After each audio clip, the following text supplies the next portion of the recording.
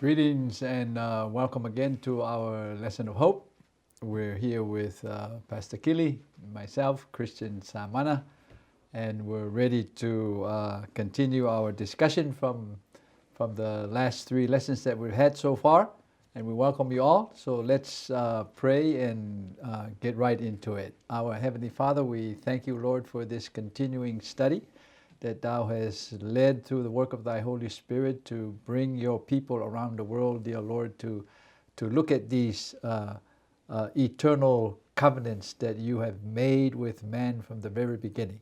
And we pray that the principles of all your covenants, dear Lord, with mankind will be learned through these studies, O Lord, and prepare us for the day of thy coming and for what is looming ahead of us in the end of time. In Jesus' name we pray. Amen. Amen. So welcome, Brother Kili. How are you? Good, good. Everlasting covenant. Mm-hmm. An everlasting covenant. It's a single statement there. An everlasting covenant, not just any covenant. Yeah. So we're speaking again about the promises and the everlasting covenant of God, and of course our foundational approach to all of this is based on the fact that God is God. Mm-hmm. There's none other. Yeah. There's only one God, Mm-hmm. and that God is eternal. It changes not. It changes not. God from the eternal past to the eternal present and to the eternal future, and the nature of God is all over this covenant. Mm-hmm. And so we're continuing on with the everlasting covenant.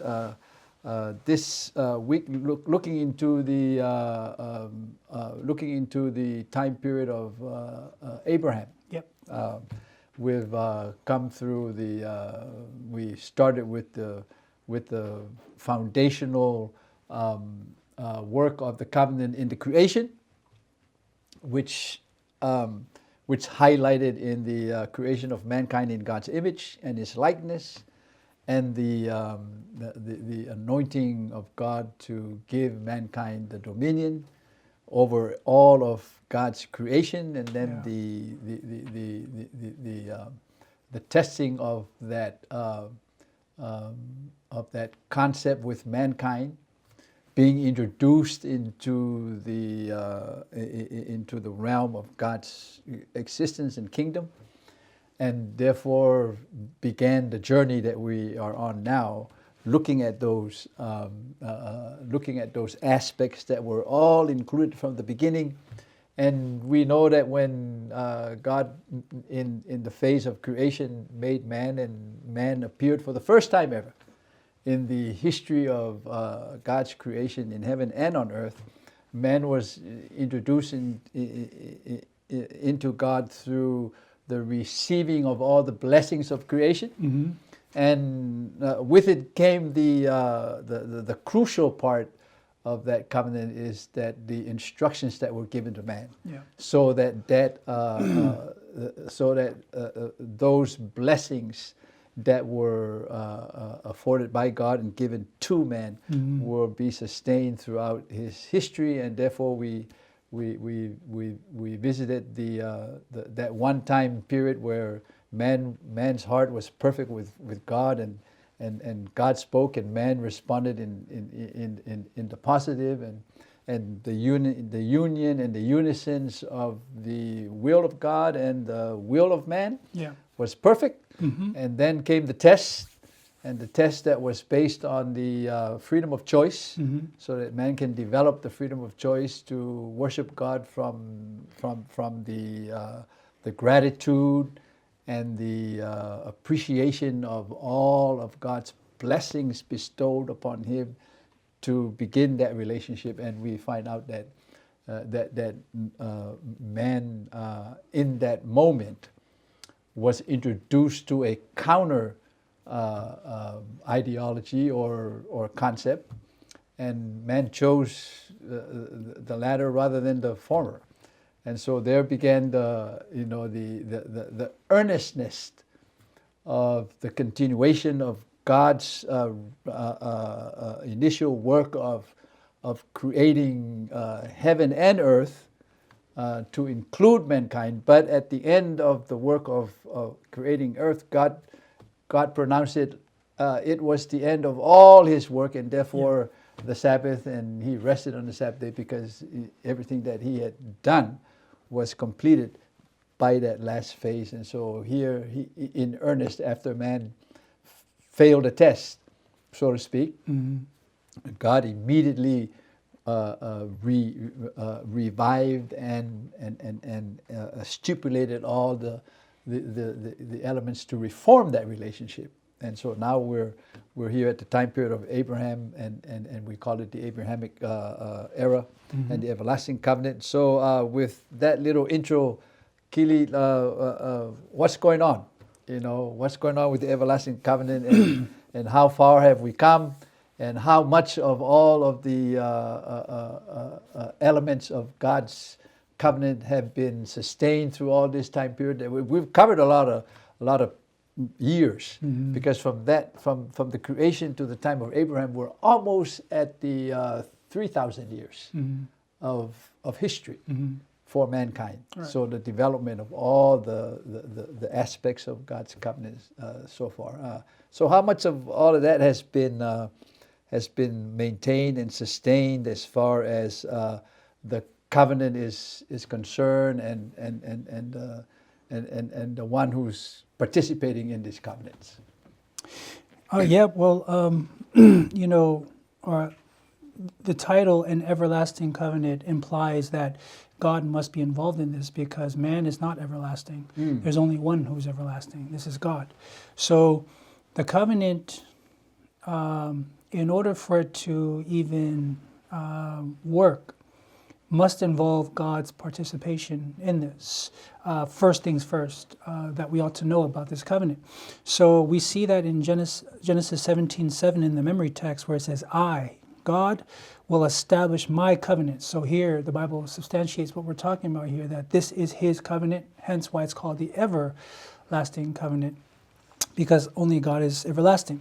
It says, "I will establish my covenant between me and you," Abraham he's speaking to, "and your descendants after you throughout their generations, for an everlasting covenant, to be God to you and to your descendants after you."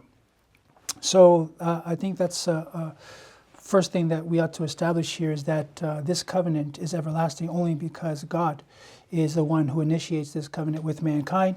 In this case, it's Abraham, who would become the father of many nations.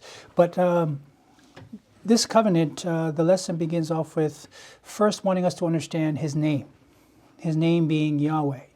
So Yahweh here is the name of God that is presented here in the book of Genesis. Right. In the Hebrew mindset, names are very important.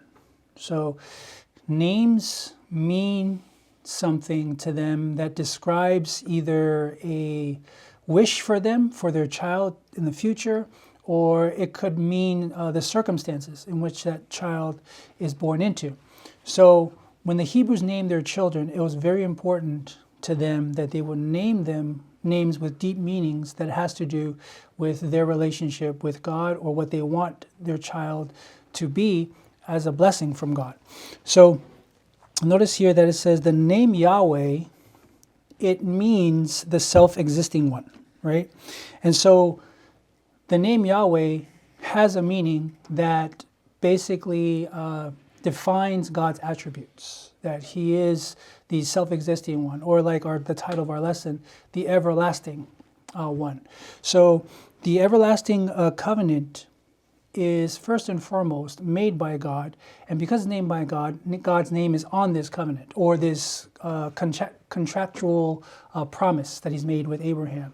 So in other words, when God puts his name on it, it's good as gold, right? For lack of a more divine expression. Yeah, expression. Gold is a human limited expression to try to describe a greater reality that we don't fully understand.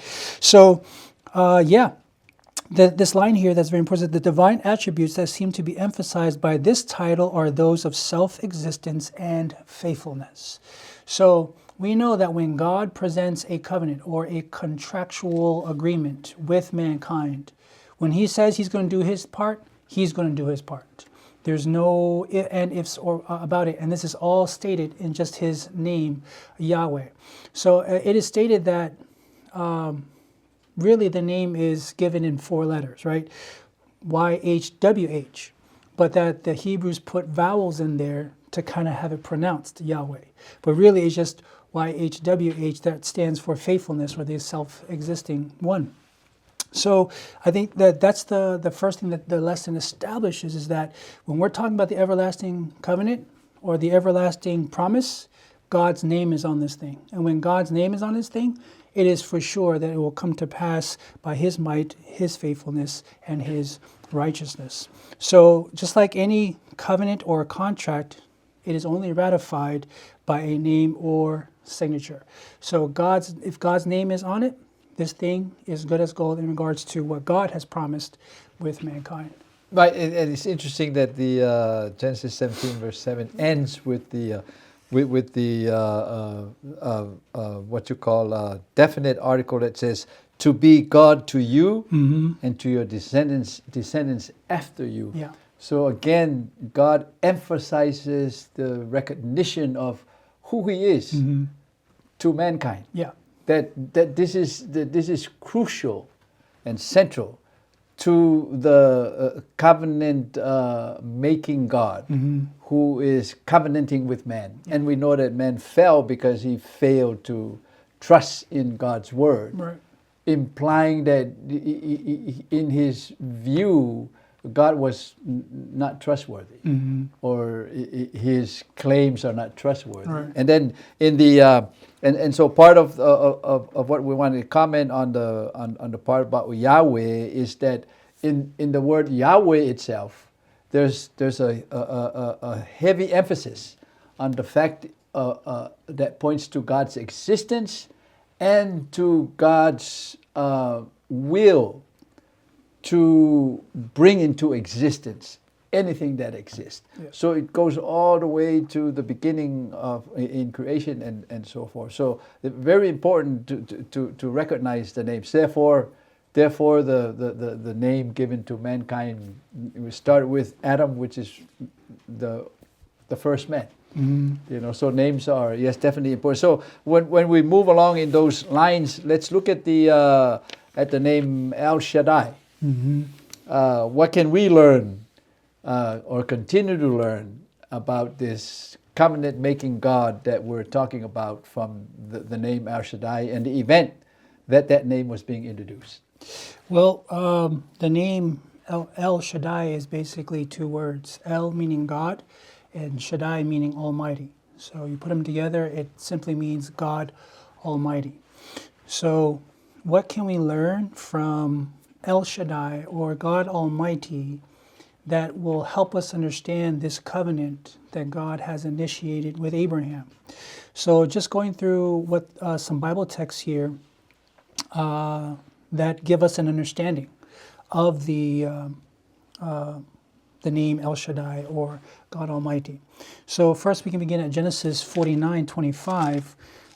We find El Shaddai here in Genesis 49 and verse 25. Here's what the Bible says. It says, "By the God of your father who will help you, and by the Almighty who will bless you, with blessings of heaven above, blessings of the deep that lies beneath, blessings of the breast and of the womb." So here it says, by the God of your father, God, that's El. Then it says, and by the Almighty, that's Shaddai.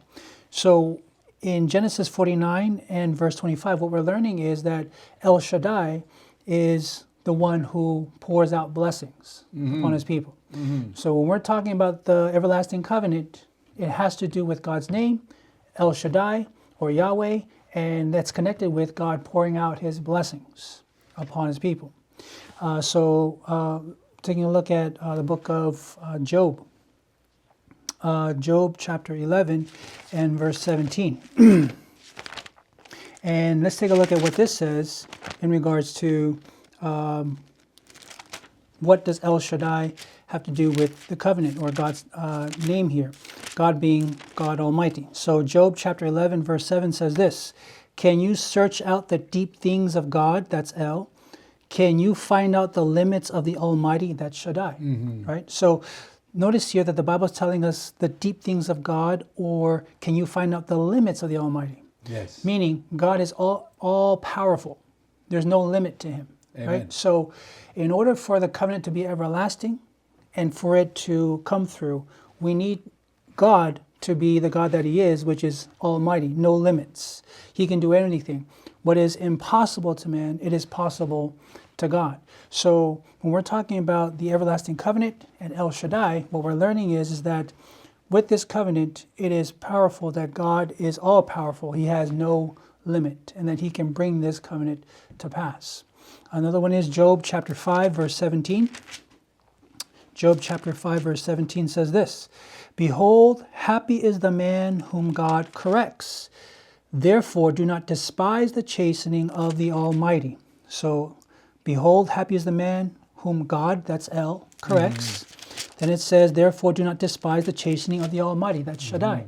So what are we learning about El Shaddai in this verse? That God chastens and corrects. Absolutely. So when we're talking about the everlasting covenant, part of it is that God corrects and chastens. Right? So we've learned that he pours out blessings. We learned that he has no limit. He's all powerful. And part of this covenant is that he chastens and corrects. Right? The other one here is Job 34. Well, actually, Job 34, verse 12. So same book, Job 34. And let's take a look at verse 12. Notice what it says. "Surely God," that's El, "will never do wickedly, nor will the Almighty," that Shaddai, "pervert justice." Amen. So what is this saying? This is saying that God always does the right thing. So when we're talking about the covenant and we're understanding that part of that covenant is our obedience and faith to him in what the covenant he's made with Abraham and by extension us, his seed, that part of this is that God will never do wickedly and that he does not pervert justice. So God always does the right thing. Right? So God always does the right thing. Our side is we also should also always do the right thing. Right? So this is what we're learning about El Shaddai. And then one more, Job 33 and verse 4. Job 33 and verse 4 says this. It says, "The Spirit of God," that's El, "has made me, and the breath of the Almighty," that's Shaddai, "gives me life." So what this is telling us is that El Shaddai sustains us. He's the one that has our very breath in his hands. So in order for this covenant to pull through, without God, it's impossible for this covenant to be fulfilled because he has all things in his hands.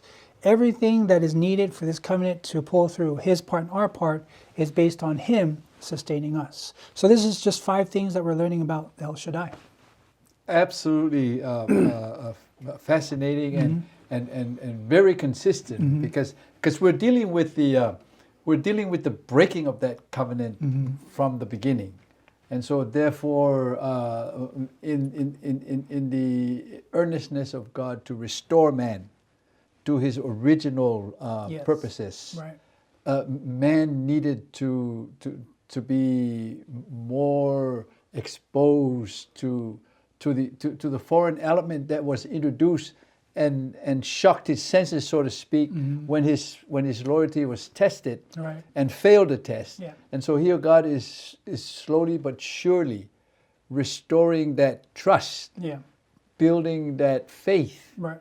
that man needed in order for them to recognize and to understand who they're dealing with, because they absolutely failed to acknowledge that element of God's character, his righteousness, his judgment, his faithfulness, his power and his wealth and his strength to Right. sustain Right. and to provide. And all these things were in question when the serpent in his subtlety asked the question of, "Oh, is it true that God don't want you to eat of any of the fruits of the tree?" Right. Absolutely, just threw out God's goodness and all the attributes of God's bountifulness, and made a big question mark. So, Yeah. in essence, to all of that, what's in the name? What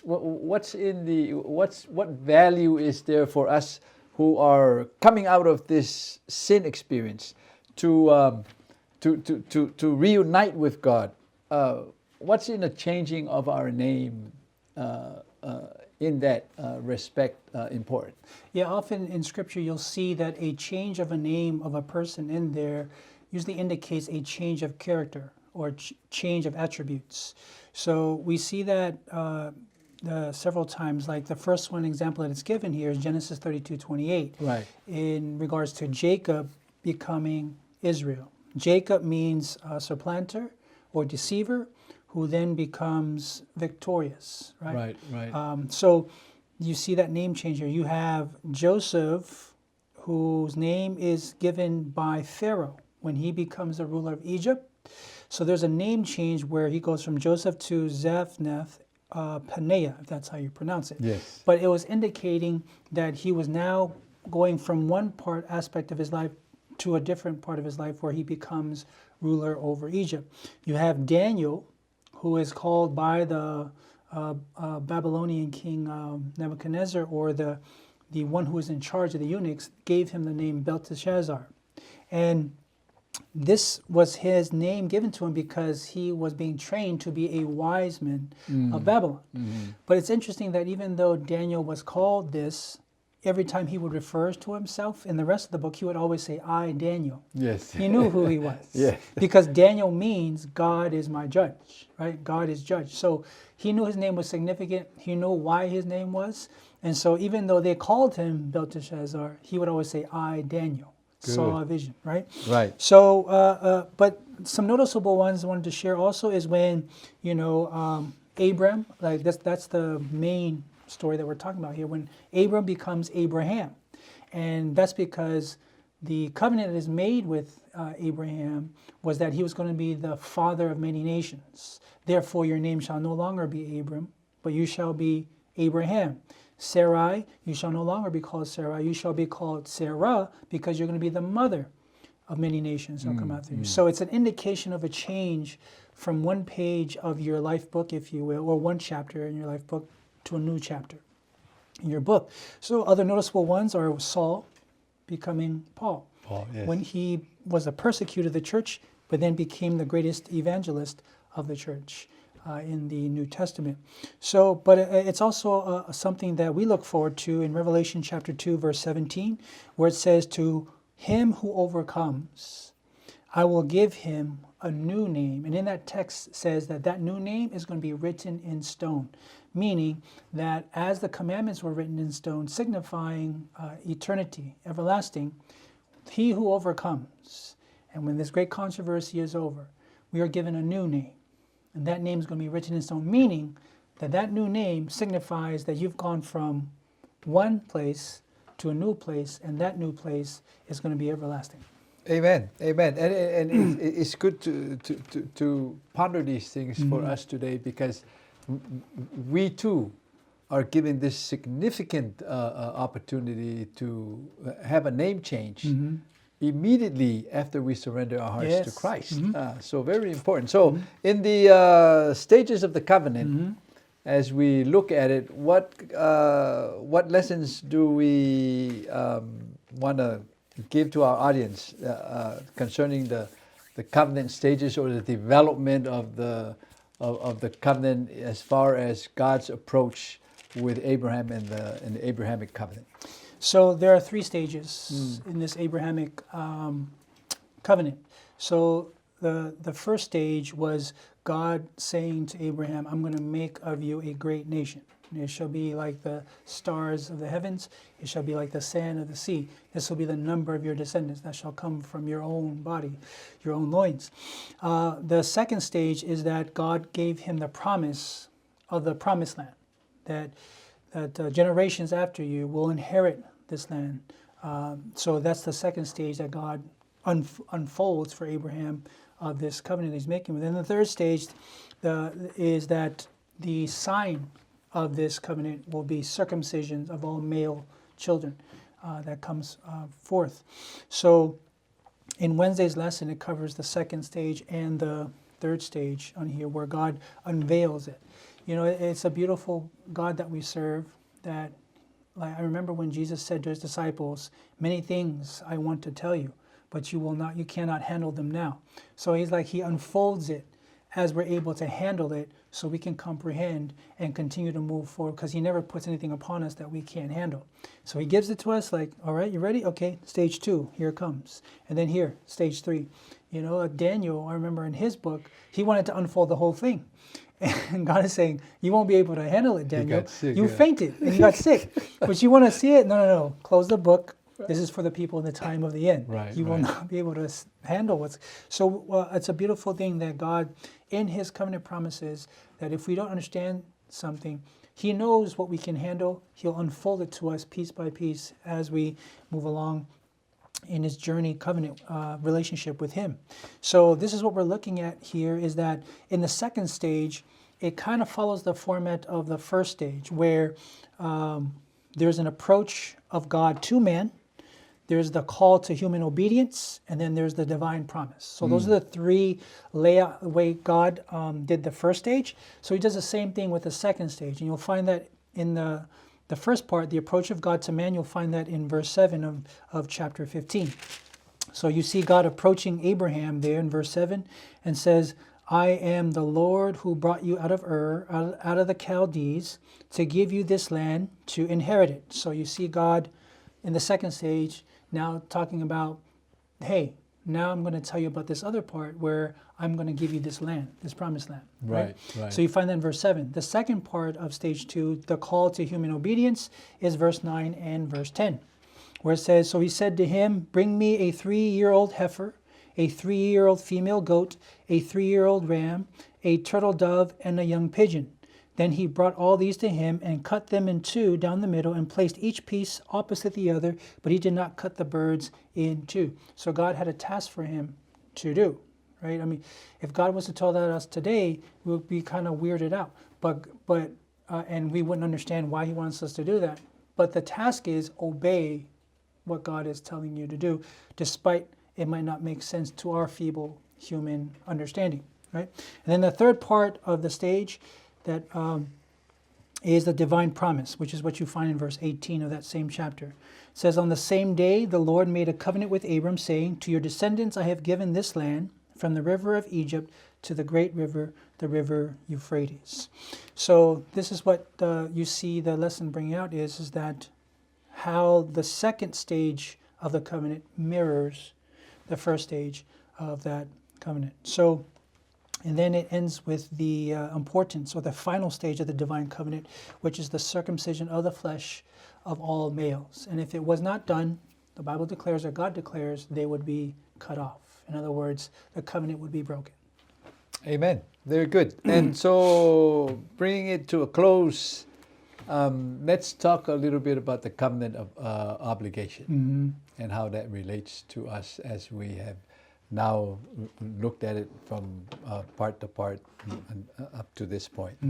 What obligation do we have to this covenant?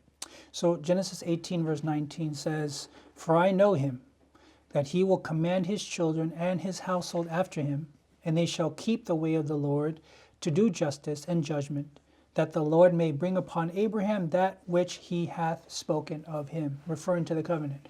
So the obligations of the covenant requires obedience. Amen. So because Abraham was obedient, but not just him, he understood that this also means he has to command his household, because remember, it's him and generations afterwards, which means he not only can just worry about himself, he has to now command his household, who would be part of the bringing forth of the future generations, to be obedient. As the Bible puts it, to keep the way of the Lord, to do justice and judgment.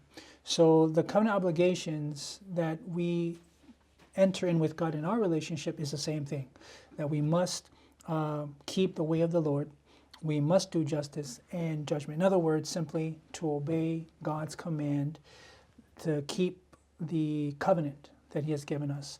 Because without our obedience, without Abraham's obedience, God could not use him to fulfill this covenant. God would find somebody else, but because Abraham obeyed in faith, God was able to use him. So that's a lesson for us, that in order for the covenant to continue, to be fulfilled. In other words, through your seed, right? For those of us who accept Jesus Christ, we are now Abraham's seed. We have been grafted into the tree of Israel. So we are Abraham's seed. So in order for us to bless the earth, it requires our obedience, the covenant obligation. Amen. And so with that note, we invite both of us and the rest of our audience to make that covenant with God. Make that covenant very serious, because the seriousness of our relationship with God is all in that covenant. And trust in the Almighty God. Trust in the God of creation. Trust in the God that sustains and provides every need that we can possibly imagine in our minds. And trust that His word is absolutely true. There is not a hair off from God's righteousness. And in that righteousness, we can hope in Him. And with that being said, let's pray. Our gracious and kind Heavenly Father, we thank you, Lord, for the presence of the Holy Spirit with us today, O Lord, as we speak upon Thy covenant. We pray that the Spirit will continue its work in all our hearts as we think about these things and ponder these things, as the end of time is rapidly coming upon us, Lord. And you have given us a simple test to try our obedience, Lord, and we pray that we were all determined today to obey your word implicitly and explicitly. In Jesus' name we pray. Amen.